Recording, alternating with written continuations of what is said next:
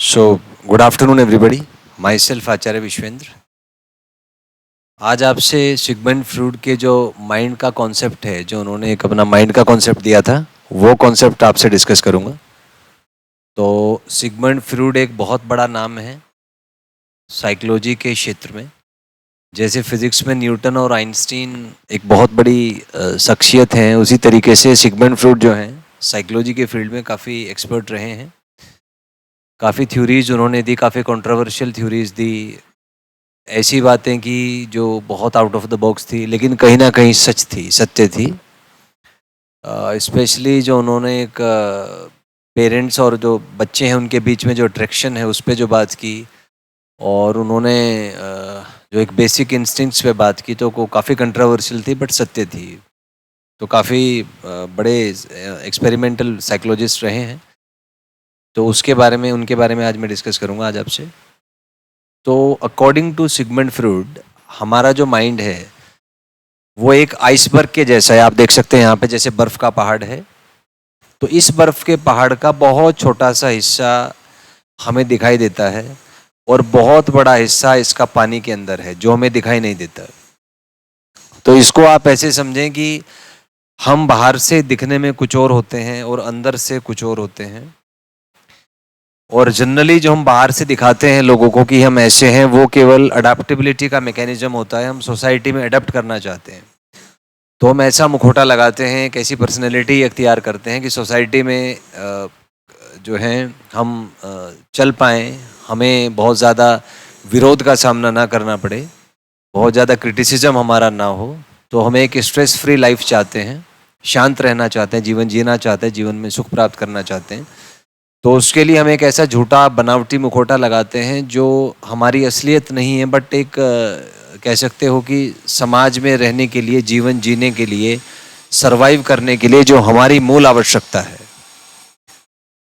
तो वो जो है वो हमारा कॉन्शियस माइंड डिसाइड करता है कि हमें कैसे दिखना है ताकि हम सभ्य कहलाएं, हम समाज में सरवाइव कर पाएं, लोग हमें अच्छा समझें. जैसे मान लीजिए आप खुद को एनालाइज करें कि आप जब अकेले में होते हैं तब आप कुछ और होते हैं, जब आप पेरेंट्स के सामने होते हैं तब आप कुछ और होते हैं, फ्रेंड्स के सामने कुछ और बन जाते हैं, टीचर्स के सामने कुछ और बन जाते हैं, लेकिन अंदर से आपकी असलियत क्या है ये केवल आप जानते हैं. दूसरा सामान्य व्यक्ति आपको आपके एक्शन से जज करेगा, और जो एक सामान्य आदमी है उसे आप प्रभावित कर सकते हैं अपने इंस्टेंटेनियस पर्सनैलिटी से, लेकिन जो थोड़ा भी जिसमें दिमाग है, जो थोड़ा सा एक्टिव है, वो आपकी बातों को झूठ मानेगा और केवल आपके काम को देखेगा, चुपचाप बिना कुछ बोले आपको साइलेंटली ऑब्जर्व करेगा. और यहाँ से रहस्य खुलने प्रारंभ होते हैं आपके, क्योंकि आप वो नहीं हैं जो आप बोलते हैं अपने बारे में, आप वो नहीं हैं जो आप दिखाते हैं अपने बारे में, आप वो हैं जो आप करते हैं. तो किसी को भी अगर जज करना हो तो उसका फैसला उसकी बातों से नहीं हो सकता, क्योंकि वो सब झूठ होता है, बनावट होती है, वो केवल एक साइकोलॉजिकल ब्रेन वॉशिंग होती है.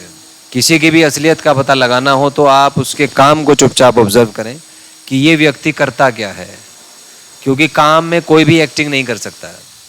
मान लीजिए कि आप एक अच्छे डांसर हैं, आपको अच्छा डांस करना आता है, तो जो अच्छा डांसर है वो कभी शब्दों से नहीं बताएगा कि मैं अच्छा डांसर हूँ, वो डांस करेगा और उसके डांस करने से बाकी लोग अंदाज़ा लगाएंगे कि ये अच्छा डांसर है कि नहीं है. तो आपके शब्द प्रभावित नहीं करते किसी को. आज के समय में सभी आपके काम को देखते हैं, आपके काम को ऑब्जर्व करते हैं, क्योंकि सभी शब्दों के प्रयोग में सक्षम हो गए हैं. तो कोई भी किसी पर भरोसा नहीं करता, कोई भी किसी पर विश्वास नहीं करता है, सभी उसके काम को देखते हैं. तो यहीं से ये कॉन्फ्लिक्ट स्टार्ट होता है कि जो लोग उतने सक्षम नहीं हैं वो अपनी पर्सनैलिटी को इस तरीके से दिखाना चाहते हैं जो वो नहीं है. तो ये हमारा कॉन्शियस माइंड होता है जो चारों तरफ से देख के अंदाज़ा लगाता है कि हमें किस तरह से चलना चाहिए जिससे कि हम सरवाइव कर पाएँ सोसाइटी में, हम एडजस्ट कर पाएँ. तो वो कॉन्शियस माइंड का काम है. लेकिन अंदर से जो रियलिटी है आपकी, वो रियलिटी कहीं ना कहीं आपके अनकॉन्शियस माइंड में छुपी होती है, जो कि बहुत डेप्थ में होता है. कहीं यहाँ होता है आपका प्री कॉन्शियस या अनकॉन्शियस, सबकॉन्शियस माइंड, सॉरी, जिसको कहा जाता है. ये कॉन्शियस माइंड के जस्ट नीचे होता है. तो ऐसा समझ सकते हैं आपकी कॉन्शियस माइंड से जो इन्फॉर्मेशन आप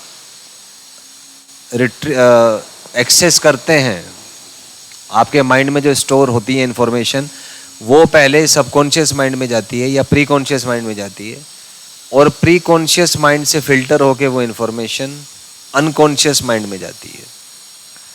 आपने जो भी कुछ किया है अब तक, आपको पता लग गया होगा कि हम सब के अंदर एक रिकॉर्डर है जिसमें सारी चीज़ें हमारी रिकॉर्ड हो रही हैं। हमारी भावनाएं, हमारे फीलिंग्स, हमारा वर्क, हमारे अंदर स्टोर इन्फॉर्मेशन, हर चीज़ उस मेमोरी कार्ड में स्टोर हो रही है, और वो मेमोरी कार्ड कहीं और नहीं, आपके अनकॉन्शियस माइंड में है। अगर एक एक्स्ट्रा लेवल पे बात करें तो ये है कि पूरे यूनिवर्स का जो इन्फॉर्मेशन है वो अनकॉन्शियस माइंड में स्टोर है। मतलब unconscious mind is just like a global database. पूरे यूनिवर्स की जो इन्फॉर्मेशन है, each and every information, it is with in your unconscious mind. लेकिन उसको एक्सेस करने के लिए सर्टेन कोड्स होते हैं, और इन कोड्स, ये कोड सर्टेन स्पेसिफिक फ्रीक्वेंसी पे काम करते हैं। तो अगर आप सीक्रेट्स जानना चाहते हैं यूनिवर्स के, तो पहले आपको इन फ्रीक्वेंसीज पे अपने माइंड ब्रेन सिस्टम को रेजोनेट कराना होगा, तब जाके आप यूनिवर्स के सीक्रेट्स जान पाएंगे। तो कहने का मतलब है कि पूरे यूनिवर्स की इंफॉर्मेशन एक अनकॉन्शियस माइंड में रखी हुई है, आप ऐसे समझें। और हम जो सोचते हैं कि ये जानकारी हमें पता है, तो आप इसको गहराई से सोचें कि आपके माइंड ब्रेन सिस्टम में जो इन्फॉर्मेशन आप एक्सेस कर पा रहे हैं, आपको कहाँ से उसका पता लगा, what is source of that information. तो ये सोर्स या तो आपके एक्सटर्नल सेंसेस हैं, जो 5 सेंसेस से इन्फॉर्मेशन आपने ली, या आपके अंदर जो विचार आए, उन विचारों से आप प्रेरित हुए, और उन विचारों के आधार पर आपने कुछ इन्फॉर्मेशन कहीं से डाउनलोड की। क्योंकि ये कोई हिडन फैक्ट नहीं है अब कि हाइपर डायमेंशनल एंटिटीज़ का इन्वॉल्वमेंट होता है थॉट्स में। जैसे एग्जांपल ले लीजिए, रामानुजन एक फेमस मैथमेटिशियन रहे हैं। नंबर थ्योरी पे उन्होंने काफ़ी फंडामेंटल काम किया। थॉमस हार्डी को उन्होंने कई ओरिजिनल जो थ्योरम्स हैं मैथमेटिक्स के वो भेजे। वो कहते थे कि वो थॉमस हार्डी जो मैथमेटिशियन थे ग्लोबली रिकॉग्नाइज्ड, उन्होंने रामानुजन से पूछा what is source of your your this achievement. तो उन्होंने कहा कि मैं जब सो जाता हूँ तो मेरे सपने में देवी माँ आती हैं, और वो एक स्क्रीन पे, एक हाथ होता है, उस स्क्रीन पे कुछ लिखती हैं, और वो जो फार्मूले हैं मैं उनको याद कर लेता हूँ सुबह। तो ऐसे करके मुझे ये चीज़ों का ज्ञान होता है। तो कहने का मतलब है कि हमारे मन के भीतर जो कई बार विचार प्रेरित होते हैं, उसका सोर्स कहीं ना कहीं फंडामेंटल हाइपर डायमेंशनलिटी को दिया जा सकता है। और वो हाइपर डायमेंशनलिटी कुछ और नहीं, वो अनकॉन्शियस माइंड में ही एक सर्टेन डेप्थ पे स्टोर होता है, एक सर्टेन फ्रीक्वेंसी पे उसको डिकोड किया जाता है। आपने सुना होगा प्राचीन समय में लोग साधनाएं करते थे, तपस्या करते थे जीवन का सत्य जानने के लिए, कि जीवन में ट्रुथ क्या है। तो सत्य जानने के लिए उनको तपस्या करनी पड़ती थी, ध्यान करना पड़ता था। तपस्या का मतलब कि वो अपने माइंड ब्रेन सिस्टम को एक पार्टिकुलर फ्रीक्वेंसी पे रेजोनेट कराते थे, और जब वो उस फ्रीक्वेंसी पर स्थिर हो जाते थे, विचलन की भावनाएं उनमें खत्म हो जाती थी, तो अपने आप उनको ऐसी जानकारियां प्राप्त होती थी जो एक सामान्य व्यक्ति की सोच के भी परे है। तो यदि आप खुद के माइंड ब्रेन सिस्टम को देखें तो इसी माइंड ब्रेन सिस्टम में पूरा यूनिवर्स है। जो भी चीज आप समझते हैं कि बाहर है, असल में वो आपके अंदर घटित हो रही है। तो पूरे यूनिवर्स का जो रहस्य है वो आपके माइंड ब्रेन सिस्टम में ही है। और सिगमंड फ्रॉइड ने जो कहा था, उन्होंने जो एक साइको एनालिटिकल थ्योरी दिया, उसको उन्होंने एक साइंटिफिक तरीके से, एक साइकोलॉजिकल तरीके से इंटरप्रेट करने की कोशिश की। जो हमारे जो धर्म ग्रंथ हैं, किसी भी धर्म के हों, उनमें थोड़ा थोड़ा उसका हिंट है कि आपको कर्मों का फल भोगना ही पड़ता है। तो वो कर्मों का फल इसलिए भोगना पड़ता है क्योंकि वो सारी इन्फॉर्मेशन जो आप कर रहे हैं वो आपके अनकॉन्शियस माइंड में स्टोर हो रही है। और ऐसा कोई मैकेनिज्म है जिससे आप खुद भी उसको मैनिपुलेट नहीं कर सकते। आपके अंदर जो रिकॉर्डर है वो हर चीज़ रिकॉर्ड कर रहा है। आप कितनी भी चतुराई दिखा लें, उस रिकॉर्डर में आपका हस्तक्षेप नहीं होता। कॉन्शियस माइंड उसमें इंटरफेयर नहीं कर सकता। तो इसलिए कहते हैं कि जीवन के रहस्य यदि जानने हो, समस्याओं का हल जानना हो, तो अपने मन के भीतर चलें। मन के भीतर से ही समस्याएं प्रारंभ होती हैं और उनके भीतर ही उसका समाधान होता है। तो इस वीडियो लेक्चर को बनाने का मेरा उद्देश्य यही है कि जो थ्योरीज हैं उसको हम लाइफ में कैसे इम्प्लीमेंट करें ताकि अच्छी वर्किंग लाइफ हम जी पाएँ, अच्छे प्रोडक्टिव ह्यूमन रिसोर्स हम बन पाएँ। नेक्स्ट वीडियो में आपसे डिस्कस करूँगा। Thank you, have a nice day.